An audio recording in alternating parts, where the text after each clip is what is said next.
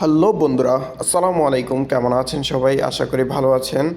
আমি আলহামদুলিল্লাহ আপনাদের দোয়ায় ভালো আছি। তো আজকে আমাদের নতুন দেশিকে শেখাবো কীভাবে চিকেন বার্গার বানায়। ফার্স্টে সে আজিনাটা নিয়ে নিল, সুন্দর করে গোল করে করলো। তারপরে সস পিস তো দিয়ে দিতে হবে পরিমাণ মতো। তারপরে দিয়ে দিবে চিজ। চিজ সুন্দর করে চারিদিকে দিয়ে দেওয়ার পরে তারপরে দিবে চিকেন। চিকেন মশলা যেটা আমাদের এখানে করা আছে ওইটাই দিয়ে দিল উপরে সুন্দর করে ডিজাইন করে রাখি দেওয়ার পরে বলতেছে, ভাই আসলে আমার তো হয় না, এখন আপনি করে দেন এটা। আমি তারপর আবার সুন্দর করে ওকে দেখাই দিলাম যে কীভাবে এটা করতে হবে ডিজাইনটা।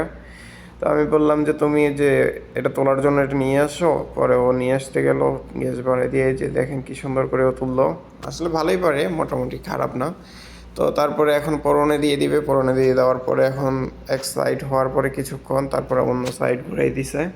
ঘুরে দেওয়ার পরে দেখা যায় 2 থেকে 3 মিনিট রাখার পরে দেখবেন যে এটা আপনার হয়ে যাবে। ওইখানে দেখেন কি সুন্দর কালার চলে আসছে। এটার নাম চিকেন বার্গার। খেতে খুবই টেস্টি, খুবই সুস্বাদু।